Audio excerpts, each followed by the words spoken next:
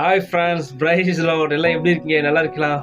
Okay friends, இன்னைக்கு ஆரோக்கியமான சட்டங்களில் 58வது சட்டம் பார்க்க போகிறோம் ஃப்ரெண்ட்ஸ். என்ன சட்டம்னா, பிடிவாதம் பிடிக்கக்கூடாது. இன்னொரு டைம் சொல்கிறோம் ஃப்ரெண்ட்ஸ், பிடிவாதம் பிடிக்கக்கூடாது. ஓகே ஃப்ரெண்ட்ஸ், நம்ம இப்போ போல ஒரு குட்டி பாட்டு பாட போகிறோம், ஒரு குட்டி வசனம் வாசிக்க போகிறோம், ஒரு குட்டி கருத்து பார்க்க போகிறோம் ஃப்ரெண்ட்ஸ். வாங்க ஃப்ரெண்ட்ஸ், நம்ம எல்லாம் சேர்ந்து போகலாம் ஃப்ரெண்ட்ஸ். வாங்க. எந்த நிலையில் நான் இருந்தாலும், எந்த நிலையில் நான் இருந்தாலும் என்னை வெறுக்காதவர் என் இயேசு ஒருவரே, என் தேவன் நடுவரே.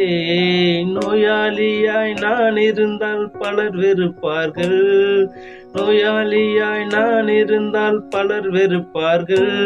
என் நோய்களையே சொல்லி சொல்லி நோக வைப்பார்கள், என் நோய்களையே சொல்லி சொல்லி நோக வைப்பார்கள். எந்த நிலையில் நான் இருந்தாலும், எந்த நிலையில் நான் இருந்தாலும் என்னை வெறுக்காதவர் என் இயேசு ஒருவரே, என் தேவன் நடுவரே. ஓகே ஃப்ரெண்ட்ஸ், ஒரு குட்டி பாட்டு பாடிட்டோம், ஒரு குட்டி வசனம் வாசிக்க போறோம் ஃப்ரெண்ட்ஸ். இந்த வசனம் எங்க இருக்குன்னா 2 கொரிந்தியர் 12வது அதிகாரம் 8-9 வசனங்கள் ஃப்ரெண்ட்ஸ். வாசிக்கிறேன் ஃப்ரெண்ட்ஸ். அதை என்னை விட்டு நீங்கும்படி நான் 3 தரம் கர்த்தரிடத்தில் வேண்டிக் கொண்டேன். அதுனா எதுனா, அவருக்கு ஒரு வியாதி இருக்குது ஃப்ரெண்ட்ஸ். பவுலுக்கு ஒரு வியாதி இருக்குது, அதை பத்தி அவர் சொல்றாரு. அதற்கு அவர், என் கிருபை உனக்கு போதும், பலவீனத்திலே என் பலம் பூர்ணமாய் விளங்கும் என்றார். ஆகிய கிறிஸ்துவின் வல்லமை என்மேல் தங்கும்படி என் பலவீனங்களை குறித்து நான் மிகவும் சந்தோஷமாய் மேன்மை பாராட்டுவேன். ஓகே ஃப்ரெண்ட்ஸ், இந்த வசனத்தோட கருத்து என்னன்னா ஃப்ரெண்ட்ஸ், பவுலுக்கு வந்து அப்போஸ்தலன் பவுல் எல்லாருக்கும் நமக்கு எல்லாருக்கும் தெரியும். அவருக்கு வந்து ஒரு பெரிய வியாதி ஒன்று இருக்குது ஃப்ரெண்ட்ஸ். அந்த வியாதி அவர் எப்போ பார்த்தாலும் பலவீனப்படுத்துது. அது ரொம்ப அந்த வலி தாங்க முடியாமல் அந்த வியாதியை நீக்கும்படி, வியாதி எடுத்து போடும்படி, வியாதி சுகமாகும்படி ஏசப்பாட்ட போயிட்டு பவுல் வந்து ஒரு 3 தரம் வந்து ப்ரே பண்ணுறார் ஃப்ரெண்ட்ஸ். 3 தரம் ப்ரே பண்ணும்போது அப்போ ஏசப்பா சொல்கிறாரு, பவுல் பார்த்து ஏசப்பா சொல்கிறாரு, அப்பா நீ வருத்தப்படாத, வியாதி குறித்து வருத்தப்படாத, அது உன் நல்லதுக்கு தான். அப்போ உனக்கு நிறைய வெளிப்பாடுகள், நிறைய மேன்மையான காரியங்கள் உனக்கு இருக்கிறதுனால நீ பெருமை பாராட்டதுபடி, வீழ்ந்து போகாதபடி, அது வந்து உன் நல்லதுக்காகவே தான் நான் வச்சிருக்கிறேன். நீ எப்பெல்லாம் அது பலனை போறியோ அப்போ என் கிருபை, என் பலன் உனக்கு தாங்கும், நான் பாதுகாத்துக்கொள்ளும் அப்படின்னு சொல்லிட்டு ஏசப்பா அப்போஸ்தலன் பவுல் கிட்ட சொல்கிறார் ஃப்ரெண்ட்ஸ். இதை குட்டி இந்த வசனத்தோட கருத்து ஃப்ரெண்ட்ஸ். நான் ஒரு கருத்து கூட ஷேர் பண்ண விரும்புகிறேன் ஃப்ரெண்ட்ஸ். நம்மள அநேகர் பார்த்தீங்கன்னா ரசிக்கப்பட்ட பிள்ளைகளாக இருக்கலாம், இல்லை ரசிக்கப்பட்ட பிள்ளைகளாக இருக்கலாம், யாரை வந்து ஃப்ரெண்ட்ஸ் நம்ம ஏசப்பாவை நோக்கி நம்ம நிறைய பேர் என்ன நினைக்கிறாங்க, அவங்களுக்கு இருக்கிற குறைகள் நீங்கும்படி எல்லாரும் ப்ரேயர் பண்ணுறாங்க. ஓகே ஃப்ரெண்ட்ஸ், நிறைய குறைகள் இருக்குது. சில பேருக்கு குழந்தை இருக்காது, சில பேருக்கு வியாதி இருக்கும், சில பேருக்கு வீடு இருக்காது, சில பேருக்கு வேலை இருக்காது, சில பேருக்கு நிறைய குறைகள் இருக்குது ஃப்ரெண்ட்ஸ். நான் வந்து ஒரு 2 தாட்ஸ் வந்து கூட சொல்லி இந்த 2 தாட்ஸ் கூட ஷேர் பண்ண விரும்புகிறேன் ஃப்ரெண்ட்ஸ். ஃபஸ்ட்டு பார்த்தோன்னா, நிறைய பேர் என்ன பண்ணுவாங்க, ஃபஸ்ட்டு அவங்களுக்கு வியாதி இருக்குது. ஒரு சிலருக்கு நிறைய பேர் ரட்சிக்கப்பட்டு 10 வருஷம் 15 வருஷம் இருந்தும் அவங்களுக்கு வியாதியில் இருக்கும். அவங்களுக்கு ஃபஸ்ட்டு வியாதியில் இருக்கும். அதை குறித்து என்ன பண்ணுவாங்க, அவங்க எப்போ பார்த்தாலும் உபவாசம் போட்டு ஜெபம் பண்ணி இருப்பாங்க. 2வது பார்த்தீங்கன்னா, ஒரு சிலருக்கு வந்து குழந்தை இருக்காது, குழந்தை பாக்கியம் இருக்காது. அவங்க என்ன பண்ணுவாங்க, எப்போ பார்த்தாலும் பிடிவாதமாக என்ன பண்ணுவாங்க, பிடிவாதமாக எப்போ ஜெபம் பண்ணி அவங்க குழந்தை பெறும்படி என்ன பண்ணுவாங்க, குழந்தை உருவாகும்படி அவங்க எப்போ பார்த்தாலும் ஏச போட்டு அவங்க ப்ரே பண்ணுவாங்க ஃப்ரெண்ட்ஸ். இது 2 காரியம் தான் ஃப்ரெண்ட்ஸ். 2 காரியத்தில் ஒன்று நம்ம பார்க்கலாம் ஃப்ரெண்ட்ஸ். ஃபஸ்ட்டு பார்த்தீங்கன்னா, சில பேருக்கு என்ன பண்ணால் குழந்தை வியாதி இருக்கும். இப்போது ரட்சிக்கப்பட்டு ஏசப்பா அநேக கிறிஸ்தவர்கள் நீதிமான்கள் என்று சொல்லுகிற அநேக கிறிஸ்தவர்கள் பார்த்தீங்கன்னா, உங்களுக்கு வியாதி இருக்குதா, உங்களுக்கு ஏசப்பா பண்ணுவாங்க, ஏசப்பா உங்களுக்கு சுகம் தருவா அப்படின்னு சொல்கிறாங்க ஃப்ரெண்ட்ஸ். ஆனால் எத்தனையோ ரட்சிக்கப்பட்ட பிள்ளைகள், ஊழியக்காரர்கள் கூட பார்த்தீங்கன்னா அநேக வியாதிகள் இருக்குது ஃப்ரெண்ட்ஸ். அப்போது பவுல் பாருங்கள், பவுல் வந்து அவர் பெரிய அப்போஸ்தலனாக இருந்தாலும் அவருக்கு ஒரு வியாதி கடவுள் குடுத்துருந்தாரு. அத போயிட்டு என்ன பண்றாரு, அவரு ஜெபம் பண்ணும்போது ஏசப்பா சொல்ற விஷயத்த அவர் புரிஞ்சுக்கின்னு, ஓகே என் நல்லதுக்கு தான் ஏசப்பா எனக்கு இந்த வியாதி குடுத்துருக்காரு.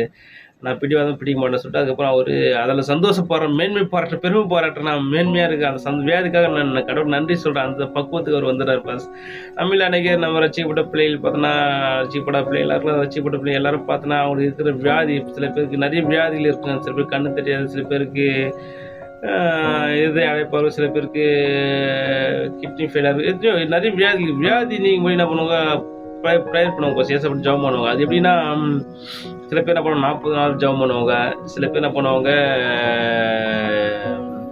பிடிவாதமா என்னவோ ஏசப்பாக்கு ஒன்றும் தெரியாத மாதிரி இவங்க என்ன பண்ணுவாங்க, பிடிவாதம் பிடிச்சி எப்போ போதும் ஏசப்பா இந்த வியாதி சில ஊழியக்காரர் என்ன பண்ணுறாங்க, சில நிறைய நபர் வியாதி இருக்கும்போது ஜெபம் பண்ண போகிறாங்க. அவங்க போகும்போது அங்கேயும் என்ன பண்ணுறாங்க, ஏசப்பா இந்த மகளை சுகமாகுங்க, ஏசப்பா இந்த மகனை சுகமாகுங்க, இங்கே இருக்கிற வியாதியில் நீங்கன்னு சொல்கிறாங்க.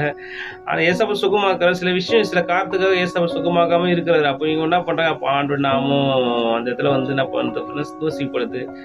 நிறைய பேர் என்ன பண்ணுவாங்க, நிறைய பேர் ரட்சிக்கப்பட்டு ஆரம்பத்தில் வரவங்களுக்கு கூட அவங்க வியாதி நீங்கன்னு சொல்லிட்டு வராங்க. வியாதிகள் நீங்காத போது, அது வியாதி சுகமாகாத போது அவங்க என்ன பண்ணுவாங்க, பின்வாங்கி போகிறாங்க ஃப்ரெண்ட்ஸ். ஆனால் நம்ம அப்படி இருக்கக்கூடாது ஃப்ரெண்ட்ஸ். நம்ம வந்து கடவுள் வந்து பிதாவை தான் எல்லா விஷயம் அறிவார், அவருக்கு தெரியாத விஷயம் ஒன்றும் கிடையாது ஃப்ரெண்ட்ஸ். நம்ம வந்து என்ன பண்ணணும், நம்ம பிடிவாதம் பிடிக்கக்கூடாது ஃப்ரெண்ட்ஸ். எப்போ பார்த்தோன்னா சில பேர் 40 நாள் 50 நாள் அந்த வியாதி நீங்கும்படி உபவாசம் பண்ணி இறந்து கூட போயிருக்காங்க. நிறைய பேர் செத்தே போயிருக்காங்க. ஒரு உலகத்திலே ஃப்ரெண்ட்ஸ், ஒரு நல்ல ஒரு தகப்பன் பண்ண பிள்ளைகளுக்கு அவங்க என்ன பண்ணுறாங்க, நன்மையான ஈவுகள், நல்ல காரியம் சொத்து சேர்த்து வைக்கிறாங்க, அவங்கள படிக்க வைக்கிறாங்க, அவங்களுக்கு உணவு கொடுக்குறாங்க, உடை கொடுக்குறாங்க. இந்த உலகத்தில் இருக்கிற பெற்றோர் பிள்ளைகளுக்கு நல்லது செய்யும்போது பரலோகத்திற்கு பிதா நன்மை தான் செய்வார் ஃப்ரெண்ட்ஸ். அவர் சித்தம் இல்லாமல் ஒரு முடி கூட கீழே விழாதுன்னு சொல்லிட்டு வேதம் இருக்குது ஃப்ரெண்ட்ஸ். அப்போ நிறைய பேர் பார்த்தீங்கன்னா, நான் ஏசப்பா காது கேட்காத மாதிரி, கடவுளுக்கு காது கேட்காத மாதிரி, அவர் என்னவோ வல்லமை இல்லாத மாதிரி, அவர் வந்தாவோ ஒன்றும் அவர் இருக்கிறாரா இல்லையான்னு கூட கேட்குற மாதிரி நிறைய பேர் வந்து பிடிவாதம் பிடிச்சி நிறைய பேர் பிடிவாதம் பிடிக்கிறாங்க ஃப்ரெண்ட்ஸ். அதாவது நான் என்ன சொல்ல வரேன்னா ஃப்ரெண்ட்ஸ், சில வியாதிகள் ஜெபமான தப்பு கிடையாது, ப்ரே பண்ணலாம். வியாதி நீங்கன்னா ஓகே, நீங்களாம் நம்ம என்ன பண்ண ஃப்ரெண்ட்ஸ், அப்போ தகப்பனுக்கு எல்லாமே தெரியும். அவர் நன்மைக்காக தான் வச்சுருக்கோம். நம்ம புரிஞ்சுக்கணும், நம்ம அந்த வியாதியில் நம்ம சந்தோஷமா ஏற்றுக்கொள்ளணும் ஃப்ரெண்ட்ஸ். அது வந்து சொன்ன மாரி அது எனக்கு மேன்மை, அது நான் சந்தோஷப்படுறேன். அது எனக்கு வந்து ஒரு பெரிய ஒரு பக்க பலமாக இருக்குது. நான் எப்போல்லாம் பெருமை வியந்து போகிறேனோ அப்போலாம் அது என்னை வந்து அது தாக்கும்போது, பலவீனம் வந்து வியாதி தாக்கும்போது நான் என்ன பண்ணுறேன், தாய்மையாக இருக்கிறேன் அப்படின்னு சொல்லிட்டு பவுல் வந்து சொல்கிறார். அப்போ நம்ம கூட வாழ்க்கையில் நிறைய பேருக்கு வந்து ரட்சிக்கப்பட்ட பிள்ளைகளாக இருக்கலாம், நிறைய ஊழியக்காரர்கள், நிறைய புறையினத்தாரர்கள் எல்லாருக்கும் வியாதியில் இருக்கலாம். ஆனால் ஏசப்பா வந்து சில பேர் ஏன் சுகமாக்கலாம், நன்மையாக தான் ஃப்ரெண்ட்ஸ். அது நம்ம சில காரியம் நம்மளை வந்து உருவாக்குவார். அதுதான் வியாதிகள் உருவாக்க தான் ஃப்ரெண்ட்ஸ், மற்றபடி நம்மளை ஐக்கியம் இல்லை ஃப்ரெண்ட்ஸ். அப்போது நம்ம என்ன பண்ணோம், எப்போ போல் நம்ம பிடிவாதம் பிடிச்சிக்கின்னு எனக்கு இத்தனை நாள் உபவாசம் இருக்க போகிறேன், எனக்கு வந்து வியாதி சுகமாகணும் அப்படின்னு சொல்லிட்டு பிடிவாதம் பிடிக்கூடாது ஃப்ரெண்ட்ஸ். நம்ம மெச்சூரிட்டியாக இருக்கும் ஃப்ரெண்ட்ஸ். நம்ம கடவுள் நன்மைக்காக தான் செய்வோம். நம்ம அது வியாதி ஏற்றுக்கொண்டு நம்ம சந்தோஷமாக வாழ ஃப்ரெண்ட்ஸ். நம்ம அந்த பலவீனத்தை, அந்த துன்பத்தின் நேரத்தில் மத்தியிலும் நமக்கு ஒரு மெச்சூரிட்டி கிடைக்கும், நமக்கு ஒரு பூஸ்ட் அப்பாக இருக்கும். அது வந்து நமக்கு ஒரு நன்மையாக இருக்கும் ஃப்ரெண்ட்ஸ். அதனால் நம்ம வியாதி இருக்குதா ஜெபம் பண்ணலாம். ஓகே, நீங்கள்லாம் வியாதி சுகமாகலாம், அதை பற்றி நம்ம வருத்தப்படாமல் நம்ம தொடர்ந்து நம்ம உத்தமமாக நேர்மையாக உண்மையோட இருக்கணும் ஃப்ரெண்ட்ஸ். நிறைய பேர் என்ன பண்ணுவாங்க, வியாதி சுகமான ஒன்று என்ன பண்ண குடிக்கு போயிடுறாங்க, குடிக்கிறாங்க, சில பேர் விபச்சாரத்துக்கு போயிடுறாங்க, சில பேர் வீட்டை விட்டு போயிடுறாங்க. வியாதி அவங்க இருக்கிற வியாதி, அந்த வேதனை தாங்க முடியாமல். ஆனால் ஃப்ரெண்ட்ஸ், நம்ம பொறுமையோடு ஏசப்படுத்த பொறுமையாக இருக்கும்போது அது மாறும் ஃப்ரெண்ட்ஸ். அது மாறினா கடைசியில் இந்த விட நோ ப்ராப்ளம் ஃப்ரெண்ட்ஸ். நம்ம கடைசியில் இந்த விட பரவாயில்ல ஃப்ரெண்ட்ஸ். அது நமக்கு நன்மையாக தான் இருக்கும் ஃப்ரெண்ட்ஸ். அதனால நம்ம என்ன பண்ண பிடிவாத பிடிக்கூடாது ஃப்ரெண்ட்ஸ். ஏசப்பா நீ கொடுத்தா உனக்கு, நீ வியாதி குறித்து சுகமாக்கியா உன எனக்கு அப்படின்னு சொல்லிட்டு ஏசப்பா நம்ம வந்து வெயிட் பண்ணக்கூடாது ஃப்ரெண்ட்ஸ்.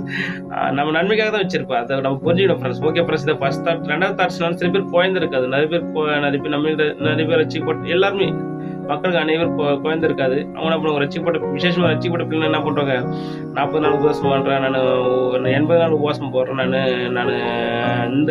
நான் இது நிறைவேறிச்சா கோயில் கட்டி கொடுக்குறேன், சர்ச்சு கட்டி கொடுக்குறேன், அப்படி இல்லைன்னா என்ன பண்ணுறாங்க, நான் அநேகருக்கு நான் அன்னதானம் பண்ணுறேன், நான் ஒன்று துணி வாங்கி தரேன், நான் அநேகர் ஹெல்ப் பண்ணுறேன் அப்படின்னு சொல்லிட்டு என்னென்னவோ பொருத்தம் பண்ணி ஜெபம் பண்ணுவாங்க ஃப்ரெண்ட்ஸ். அப்போது நம்ம ஜெபம் பண்ண தப்பு கிடையாது. குழந்தை பிறந்தா ஓகே, குழந்தை உண்டாகலாம், அதை பற்றி வருத்தப்படக்கூடாது பிரச்சனை. ஏன்னா உலகத்திற்கு தகப்பனே தன் பிள்ளைகள் நல்லது செய்யும்போது பரலோகத்துக்கு தான் நம்ம நன்மைக்காக தான் வைப்பார் ஃப்ரெண்ட்ஸ். அதனால் நம்ம குழந்தை இல்லையா, நிறைய பேர் பார்க்குறவங்க என்ன வேணா சொல்லிட்டு ஃப்ரெண்ட்ஸ், எவ்வளோ கேலி கிண்டல் பண்ணிட்டோம், தூசிக்கிட்டோம், நம்மளை வெட்கப்படுத்திட்டோம், எதுவும் வந்து நம்ம அந்த டைமில் நம்ம விசுவாசத்தில் உறுதியாக இருந்து ஏசப்போ எப்பயும் நம்பியிருக்கணும் ஃபர்ஸ்ட். நம்ம குழந்தைலாம் கூட நம்ம கவலைப்பட தேவையில்ல ஃபர்ஸ்ட். நம்ம அந்த மாதிரி உண்மைகள்லாம் நம்ம வாழணும் ஃபர்ஸ்ட். நம்ம அந்த மாதிரி அப்படி நம்ம இருக்கும்போது நம்ம பெற்றுட்டு தான் பிள்ளைகள் இல்லை ஃபர்ஸ்ட். நம்ம அநேக பிள்ளைகளை பவுல் சொல்கிறாரு, நான் சுவிசேஷத்தினால உங்களுக்கு பெற்றேன் அப்படின்னு சொல்லிட்டு அநேக விசுவாசத்தை குறித்து பவுல் சொல்கிறார் ஃபர்ஸ்ட். அப்போ நம்ம கூட பெற்றதான் பிள்ளைங்களை ஃப்ரெண்ட்ஸ். அநேக நம்ம சுவிசேஷத்தில் நம்ம